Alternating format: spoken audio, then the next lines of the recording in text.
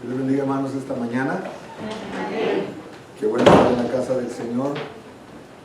No sé cuál es su situación, cómo ha estado la semana, pero una cosa le digo, de que estar aquí, estamos en el mejor lugar.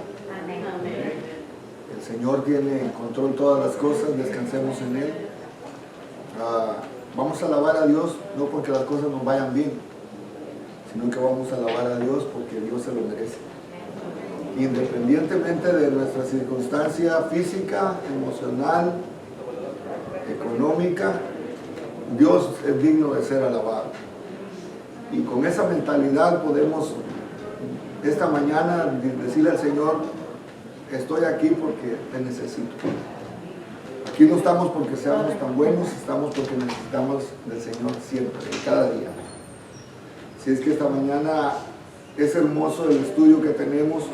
La semana pasada se estuvo hablando, ¿verdad? Se estuvo estudiando de lo que es el servicio humilde. La vida del servicio humilde va más allá de lo que muchos pudieran comprender. El servicio es lo que nos hace a nosotros grandes en el reino de los cielos. La vida de servicio se requiere de todo cristiano. La vida de servicio es el termostato o es el termómetro en que nosotros nos damos cuenta qué tan agradecidos somos con Dios por lo que Él ha hecho. En cuanto valoramos nuestra salvación, es de acuerdo al servicio que hagamos. Podemos hacer muchas cosas, pero la vida de servicio es un termómetro para darnos cuenta qué tan agradecidos estamos con Dios.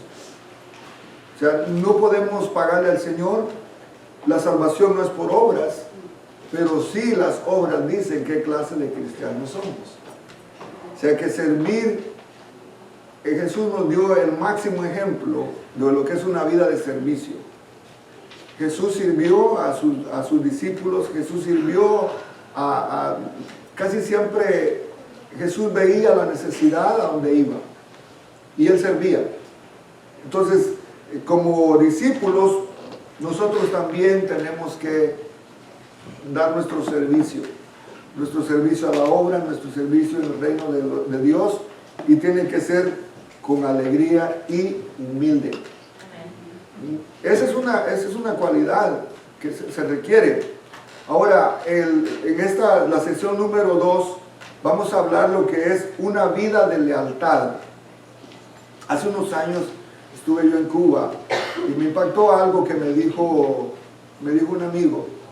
Dice, la lealtad es una virtud que está ligada, igualmente como el servicio, la lealtad es una virtud que tiene que tener el cristiano.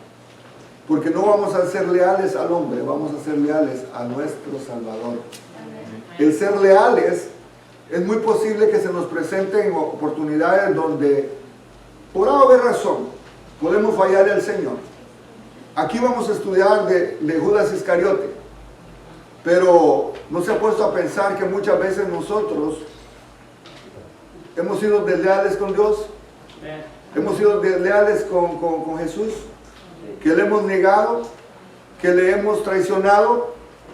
Entonces, esta clase nos va a ayudar para ver de que esta es una historia, pero tenemos que traerla a nuestra vida práctica, a nuestra vida diaria, para que esto tome sentido y que nos demos cuenta de que muchas veces nosotros, inconscientemente tal vez, estamos traicionando nuestra lealtad al Señor.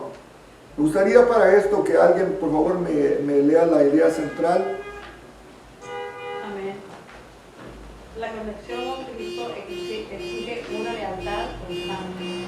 Una lealtad constante, ¿verdad? Podemos ser leales de vez en cuando, podemos ser leales 2 meses,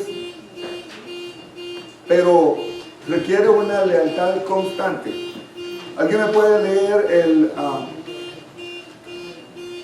la aplicación para la vida? Amén.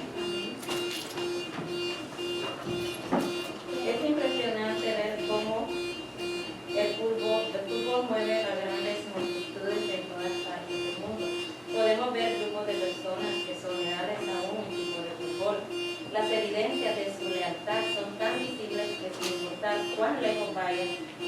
equipo, allí están ellos.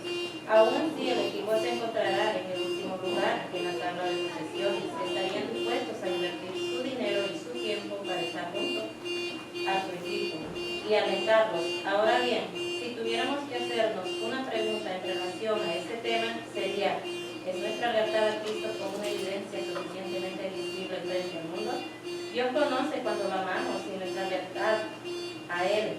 No podemos engañarlo. Sin embargo, la lealtad no es una opción para el creyente. Nuestra conexión con Jesucristo resucitado hace posible nuestra lealtad a Él de manera constante. Aquí se menciona la lealtad que tiene los fanáticos, ¿verdad? Se vuelve fanática la persona. Podrá ir en el último lugar el equipo, pero como él es fanático, va a donde sea. Él mueve Y yo he visto. Hace poco que hubo un juego muy importante, cuando estaba leyendo esto me acordé mucho de una señora que, no sé cuál fue el juego que hubo, ¿verdad? Que costó miles y miles la entrada. Y dicen que una señora salió en redes, vendió su casa para estar ahí. Y dije yo lo que es, ¿verdad? La gente en eso. Y lo que dice acá, pues también. Sí, y si se da cuenta de que cuando hablamos de lealtad, no escatima lo que tiene que hacer por ser leal. A eso se agrega el hecho de que la pasión con que lo hacen. Yo hace un tiempo vi en las redes sociales, pusieron una foto de unos fanáticos que estaban viendo un partido de fútbol americano y estaban blancos, completamente blancos, de la nieve que estaba cayendo. Y ahí estaban, viendo el partido.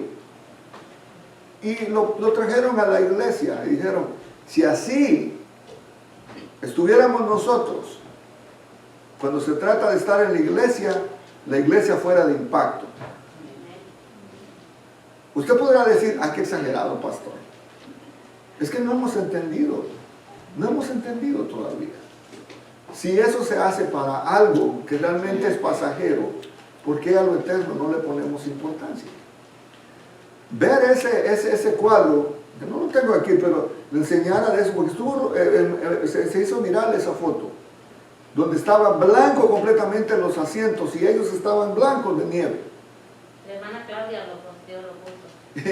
y usted se da cuenta viendo el partido hasta dónde puede llegar. Aquí me doy cuenta de esto, lo que es la lealtad a su equipo. Sí, hermano. Hay el pastor me mandó una foto cuando ellos van a hacer el evangelismo por ejemplo, al cerro de Tacaná. Usted sabe cómo está el frío ahí. En la última montaña que hay, hicieron para que todos lleguen ahí, todos los indígenas que van, lleguen ahí, hicieron algo nada más de lámina. Y la lluvia y todo el agua inundaba todas las bancas que habían ahí, de las que habían puesto de madera. Pues. Ellos estaban ahí con la agua hasta la rodilla y estaban alabando al Señor. Y dice: mira, si esta gente que necesita de Dios fuera en las iglesias que nosotros tenemos, dice: wow. Él me dio esa foto, me mandó esa foto, y él se como diciendo: mira, así es como se alaba a Dios en estos lugares que uno dice: ¿quién va a querer? Lo que decíamos el otro día, el ser misioneros, ¿verdad? Pero ¿quién va a pagar el precio? Ya, y definitivamente yo puedo decirles de que he estado en lugares donde Costa Rica lo pude ver. Una señora llegó con su niño, 2 niños, en una moto, y estaba lloviendo. Y llegó en la moto con sus 2 niños. Yo me quedé viendo y dije: ¿por qué ella se bajó pero mojada, completamente mojada? Y a la iglesia. En Cuba me tocó ver otro caso. Allá, aquí tiene buen respaldar y alfombra y todo. Allá solo son las bancas. Si usted no tiene donde recostarse, y si se recuesta al suelo. Entonces, podemos ver cómo en otros lugares la gente sí ha entendido lo que es la lealtad al Señor. En diferentes maneras lo pueden demostrar. Se puede demostrar. Por ejemplo, le puedo decir, cuánto es lo que una persona paga el precio para estar en un servicio. Yo le puedo decir que hay personas que caminaban 8 kilómetros, porque me tocó vivirlo porque mi papá fue pastor. 8 kilómetros para llegar a lo que era considerado como iglesia. Era una enramada, donde con horconcitos y eran unas tablas todas mal hechas, y ahí nos sentábamos, y cuando llovía estaba cayéndonos el agua, y la gente llegaba de 8 kilómetros por caminos de terracería, caminitos, y a veces tenían que cruzar el río para llegar. Estaban en la escuela dominical, y después de la escuela dominical o el servicio, tener que caminar otros 8 kilómetros de regreso. ¿Se da cuenta cuánto el esfuerzo y el sacrificio? Ahora, en Costa Rica igual, la gente venía a veces 2 horas de camino, y el servicio terminaba a las 10 de la noche, y después de eso tenía que caminar de regreso. Y había unos lugares donde tenían que quitarse los zapatos, y tenían unos palos para poder empujarse. Yo le estoy hablando de realidades, hermano, porque quiero ver de que nosotros estamos en condiciones pero mucho, de mucha ventaja en comparación de ellos. ¿Es mejor el cielo a donde ellos van? Es igual. El precio que están pagando es mucho más de lo que nosotros estamos haciendo. Si fuera por obras, imagínense. Pero mi punto es, si usted lo va a hacer por lealtad al Señor, no importa lo que tenga que pasar. Lo va a hacer, y lo va a hacer con alegría, y lo va a decir, yo lo hago para mi Señor. La semana pasada hablamos del servicio. Vamos a servirle al Señor porque Él me amó primero, y yo lo voy a hacer porque es mi Señor. Y dice, por cuanto lo hiciste a uno de mis pequeños, a mí lo hiciste. No tenemos que ver nosotros que lo estamos haciendo a la gente, porque aquí entre nos, no lo voy a decir a nadie, la gente es malagradecida.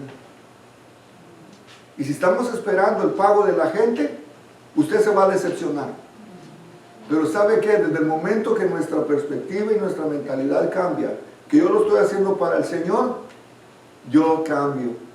Y yo voy a hacer las cosas alegremente porque yo sé que lo estoy haciendo para el Señor.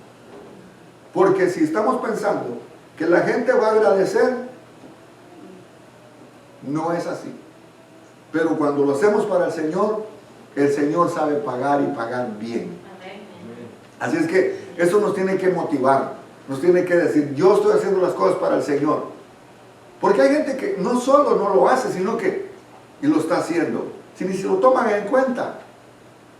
Es gente que como que si alguien quiere correr y lo están jalando, ¿verdad? Pero tenemos que ver que una vida de lealtad requiere sacrificio. Ser leal no es fácil. Como esposo, como esposa, o en cualquier relación, ser leal no es fácil. Es más fácil ser infiel, pero las consecuencias son diferentes y el pago es diferente. Así es que sabemos de que el Señor quiere que nosotros tengamos una vida de lealtad, y dice una lealtad constante. En este pasaje que vamos a estudiar, Jesús estaba completamente consciente que pronto pasaría de este mundo al Padre. Por esa razón, y como vimos antes, aprovecha cada minuto para estar con sus discípulos y dejarles lecciones que marcarán el resto de sus vidas. Él sabía que había un traidor en el grupo y que otro lo negaría. Aún así, él asumió la posición de un esclavo y lavó los pies de cada uno de ellos. En ese contexto, Jesús les invitó a vivir para la gloria de Dios, mostrando amor los unos por los otros. Jesús demostró su servicio y su lealtad al Padre dándonos el ejemplo. Vimos en lo que es el servicio, ¿verdad? Donde la semana pasada se estuvo estudiando, donde decía que Pedro le dijo, no, Señor, a mí no me lave los pies. ¿Por qué? Porque él sabía que eso era indignante, eso era muy bajo. Sin embargo, Jesús le dio la muestra de que el servicio que estaba haciendo, dice, lo que yo estoy haciendo no lo entienden ahora, pero lo entenderán después. porque el que quiera ser mayor en el reino de los cielos tiene que servir a todos. Y el Señor dio el ejemplo. Así que ya en el versículo, en Juan 13, el 21 al 27 dice, habiendo dicho Jesús esto, se conmovió en espíritu y declaró y dijo, de cierto os digo, que uno de vosotros me va a entregar. Entonces los discípulos se miraban unos a otros dudando de quién hablaba. Y uno de sus discípulos, al cual Jesús amaba, estaba recostado al lado de Jesús. Y este pues hizo señas a Simón Pedro para que preguntase quién era aquel de quien hablaba. Él entonces, recostado cerca del pecho de Jesús, le dijo, Señor, ¿quién es? Respondió Jesús, a quien yo diere el pan mojado, aquel es. Y mojando el pan lo dio a Judas Iscariote, hijo de Simón. Y después del bocado, Satanás entró en él. Entonces Jesús le dijo, lo que vas a hacer, hazlo más pronto. Ojalá que logremos digerir esta palabra. La traición es un delito. Si usted traiciona a una persona, es un delito que puede ser penado por la ley. Y nadie tolera. En las culturas orientales, cuando una persona traicionaba, era digna de muerte y apedreado, y muerto por haber traicionado. Aquí en el comentario dice que el traidor era ahorcado o descuartizado. No había misericordia con la persona que era traidora. ¿Qué tal si eso se aplicara a nuestros tiempos? Ya muchos estuvieran ahorcados, muchos descuartizados, ¿verdad? Eso era el contexto que estamos estudiando. Juan nos presenta la historia de un famoso traidor, tratándose de Judas, ¿verdad?, que traicionó al Señor Jesús. La traición de Judas no tomó por sorpresa al maestro. Él sabía lo que Satanás había puesto en el corazón del discípulo y lo que éste por voluntad propia había decidido hacer. Sin embargo, él no sintió placer en dicha acción. Por el contrario, su espíritu se conmovió ante la realidad del pecado en la vida de Judas. Juan es muy preciso al describir el sentimiento de Jesús usando la palabra en griego starazó, que se puede traducir como disgusto, molestia, congoja, pena o agitar. Asimismo, la reacción de los discípulos en el verso 22 muestra cómo ninguno de ellos tenía la más mínima sospecha que Judas pudiera ser el traidor. Según otros evangelistas, los discípulos no solo intercambiaron miradas llenas de duda y de asombro, sino que comenzaron a entristecerse y decirse uno por uno, ¿seré yo? Incluso Judas, de acuerdo a Mateo 26-25. La hipocresía había llegado a su máxima expresión. La lealtad a su maestro fue saboteada por su egoísta interés personal, pues era ladrón. Ya en él estaba me imagino que no era la primera vez que sustraía dinero de la bolsa. Acuérdense que él era el tesorero. Y esto es algo que a través de prédicas o estudios se ha hablado mucho de esto, que a veces el abuso de confianza se da de la persona que está más cerca. Porque si usted se da cuenta, quienes son más dados a traicionar son a veces los de la misma familia, los más allegados. Y esto es porque, ¿cómo voy a sospechar yo que fulano de tal vaya a ser? Hay un lazo, una conexión que es fácil de romperse, que es fácil de ser desleal por la confianza que hay. En medio de la perplejidad que sentía, Pedro tomó la iniciativa de preguntar por medio de Juan. Aquí es bien lo claro, ¿verdad? Como Pedro haciéndole señas. ¿Diciendo quién? Como dice, pregúntale tú que estás ahí cerca del maestro. Acuérdense que estaban la mesa que se presenta generalmente en la última cena, una cuadra de Leonardo da Vinci. No es prácticamente como nosotros nos imaginamos. Es una mesa bajita, donde todos están sentados en el suelo y tienen la oportunidad de recostarse uno al otro, porque es una reunión íntima. Entonces, aquí dice el discípulo, aquel que amaba a Jesús. Juan es el escritor, pero no dice yo era. Él dice aquel que y Pedro le dice, haciéndole señas que le preguntara. Y por eso le dice, el discípulo a cual Jesús amaba estaba recostado al lado. Ninguno dudaba. Todos estaban viendo uno con otro. ¿De quién estará hablando Jesús? Y todos estaban en esa misma actitud. ¿Quién sería el traidor? Porque ninguno sospechaba de que en ese círculo tan chiquito de 12 hubiera un traidor. A esto podemos añadirle que Judas anduvo viendo milagros de Jesús. Judas fue testigo de lo que Jesús hacía. Judas fue testigo de lo que Jesús enseñaba. Judas fue testigo de lo que Jesús íntimamente les comunicaba. Mucho de lo que nosotros leemos es lo que los escritores escribieron, pero ellos tuvieron la oportunidad de conocer íntimamente a Jesús.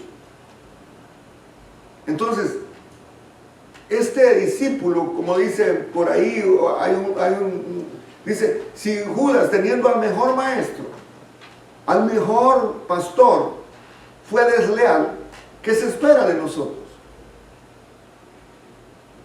Yo tengo una pregunta, pastor. Pero Judas estaba ya, él había sido ya escogido para que él fuera el traidor. No. Porque ya se sabía que alguien lo iba a traicionar.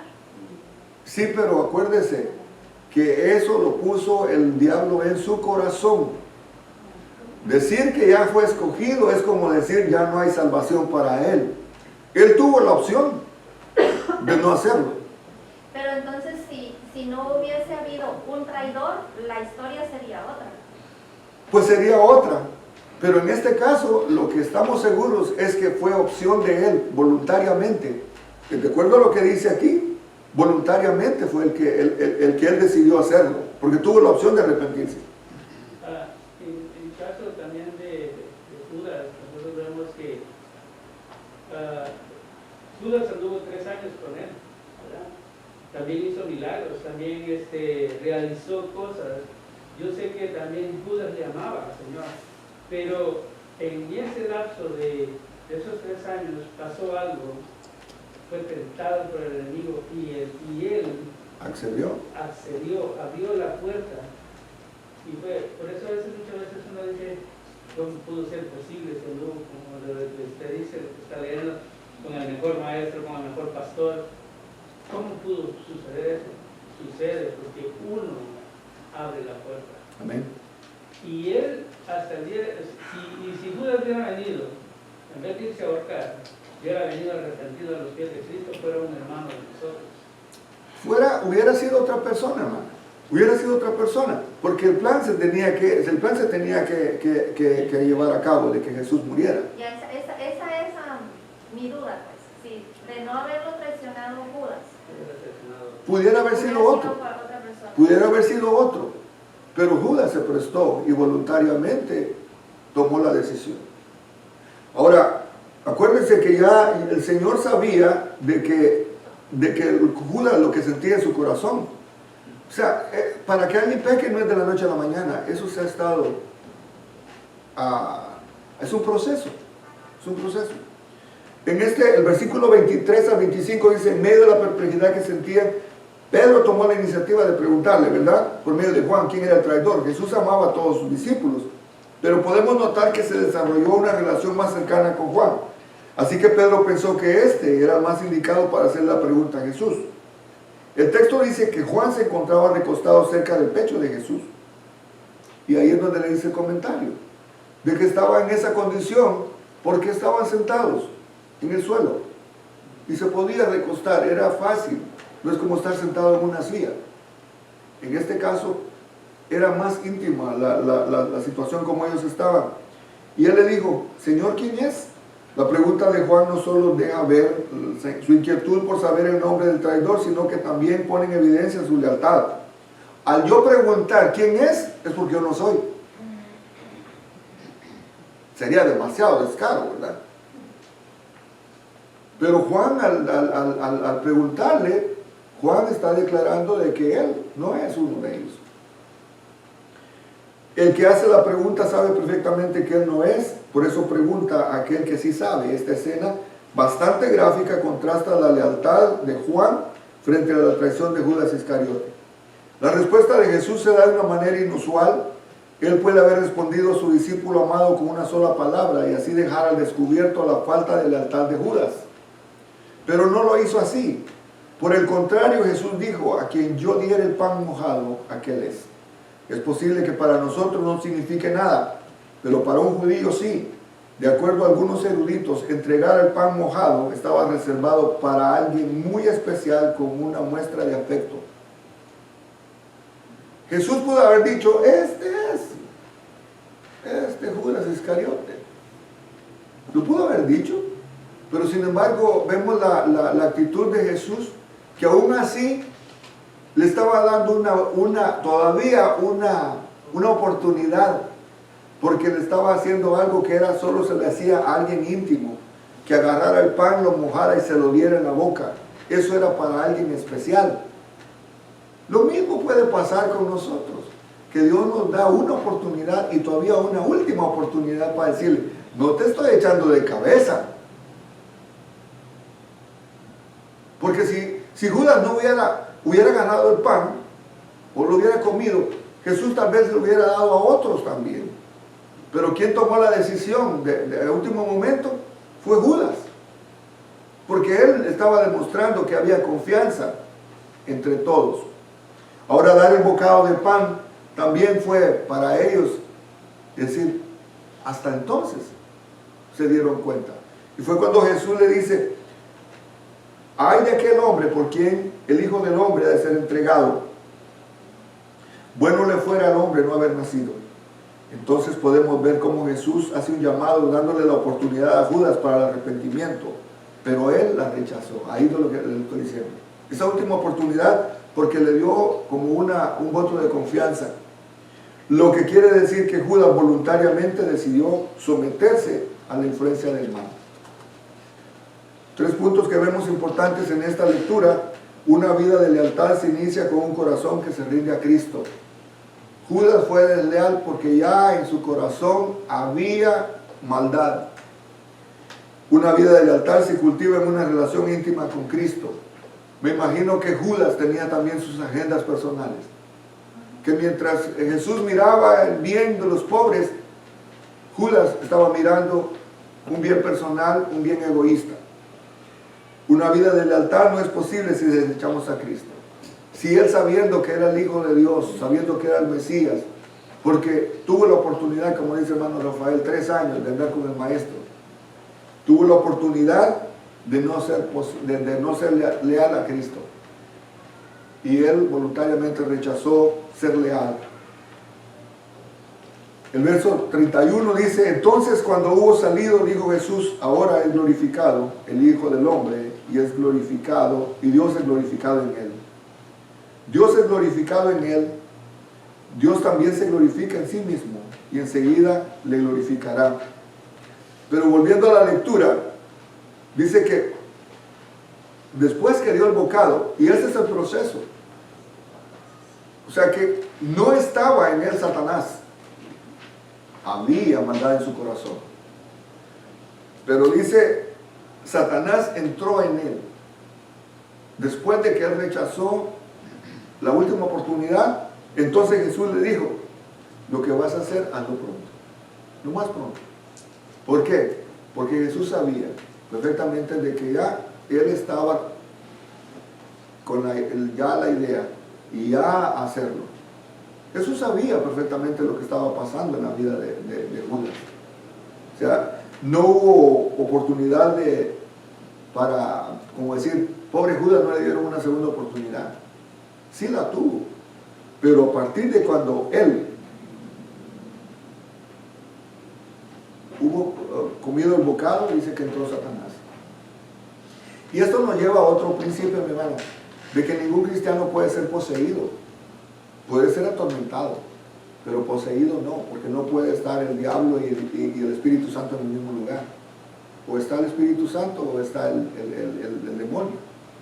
Pero tenemos nosotros que tener mucho cuidado, Entonces, no darle lugar al enemigo ni abrir puertas. Entonces, aquí es un punto importante porque dice que entró en él, abrió la puerta. Para esa maldad que él sentía en su corazón, ahí el enemigo, fue una puerta abierta para el enemigo. Y el enemigo entró, el Satanás entró. Nada más como comentario, ¿verdad? Para que nos demos cuenta de que si nosotros abrimos puertas y hay maldad en nuestro corazón, el enemigo puede entrar. El enemigo puede aprovecharse de esa maldad para hacer lo que quiera hacer con esa persona. También vemos lo que usted nos ha dicho siempre, lo que dijo Martín Lutero: no puedo dejar que los pájaros... No puedo evitar que los pájaros vuelen arriba de mi cabeza, pero sí puedo evitar que hagan nido en mi cabeza, ¿no? O sea, porque la maldad se empieza, ¿no? de llevar cosas a la mente, después saltan al corazón y luego viene lo que uno le llama la ejecución. Entonces, uno piensa, por eso había algo que decía siempre: jugar con el pecado es peligroso, porque se mira como algo inocente, pero al rato estamos involucrados en el pecado. Así es. Amén. Ahora en el verso 33 dice: hijitos, aún estaré con vosotros un poco, me buscaréis, pero como dije a los judíos, así digo a vosotros. A donde yo voy, vosotros no podéis ir. En el verso 31, entonces el comentario dice: una vez que hubo salido el traidor, Jesús se dirigió de manera exclusiva e íntima a los 11 restantes y les declaró dos verdades en relación con su muerte. En primer lugar, la hora en su glorificación había llegado. Jesús no vio la muerte en la cruz como un obstáculo, ni mucho menos como un fracaso desastroso y vergonzoso. Por lo contrario, Jesús, sabiendo que su muerte traería la salvación de muchos, fue con gozo a la cruz, según lo indica Hebreos 12:2, por el gozo puesto delante de él, sufrió la cruz, menospreciando el oprobio. Entonces la humillación de Jesús era necesaria antes de alcanzar la gloria. En segundo lugar, el Padre sería glorificado por medio del Hijo. Dios es glorificado en todas las obras de amor que realiza el Hijo, puesto que en Jesús habita corporalmente toda la plenitud de la deidad. Y eso lo dice Colosenses 2:9. La gloria del Hijo siempre será la gloria del Padre. Dios quiere ser glorificado en todos sus hijos por medio del sufrimiento. Esta es una palabra donde dice de que todo lo que Jesús hacía era para glorificar al Padre. Y el Padre también, cuando Jesús hacía algo, glorificaba al Hijo, porque es una deidad. En Filipenses nos damos cuenta de esta palabra, ¿verdad? Dice: Jesús, por haberse humillado a lo sumo, también Dios lo exaltó hasta lo sumo. No fue Jesús que se exaltó, sino que Dios lo exaltó hasta lo sumo. Y le dio la autoridad. Le dio porque se humilló al máximo. También el Señor lo exaltó al máximo. Podemos ver cómo el Padre y el Hijo se glorifican mutuamente, aun cuando tienen la misma esencia. Sabemos que son dos personas diferentes que mutuamente se glorifican. La entrega total de Jesús al Padre lo llevó a vivir para honrar a Dios y no a sí mismo. En los versículos 31 y 32, el del griego dokasó se repite 5 veces y se traduce como glorificar, pero también se puede traducir como honrar, alabar o magnificar. Esto es lo que hizo Jesús con el Padre y así también el Padre con el Hijo.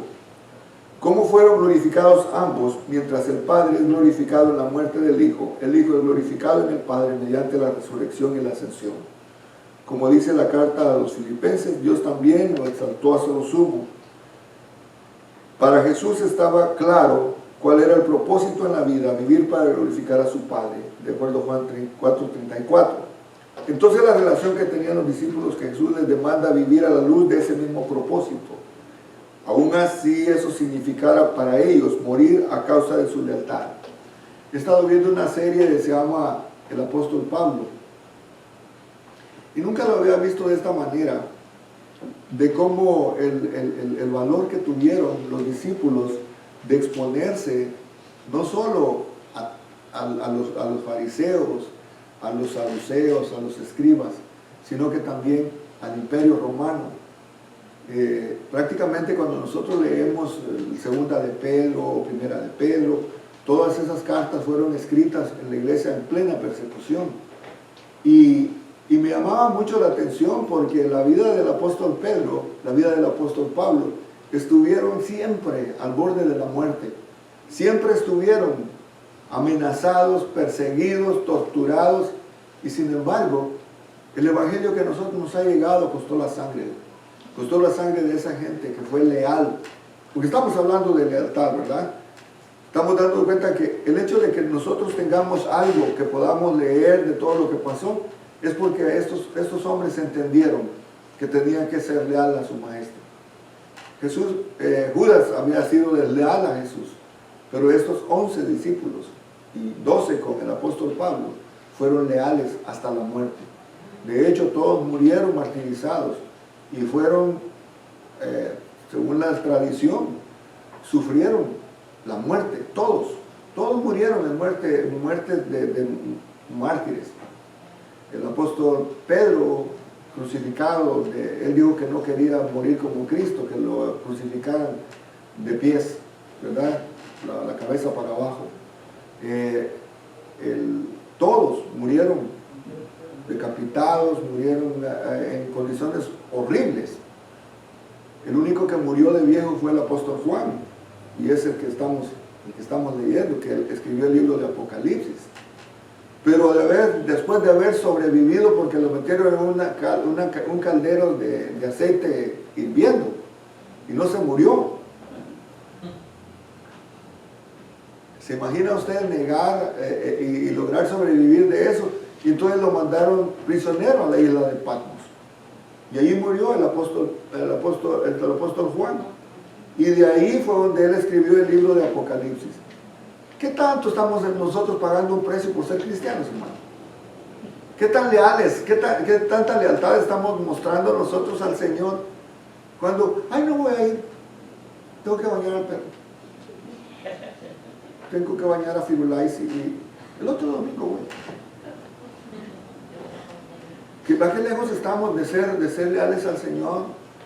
Y no estoy hablando solo de venir a la iglesia, estoy hablando de serle leal al Señor en nuestra vida personal. Porque eso es no podemos decir que usted es algo porque venga a la iglesia. Sencillamente en nuestra vida personal, ¿qué tan lejos está de serle leal al Señor cuando se muestra la lealtad? O sea, es un desafío que tenemos diariamente. El versículo 33 dice: Jesús tiernamente se dirige a ellos y les llama hijitos, para anunciarles lo que estaba a punto de acontecerle. En primer lugar, Jesús anuncia que el tiempo junto a ellos sería muy breve.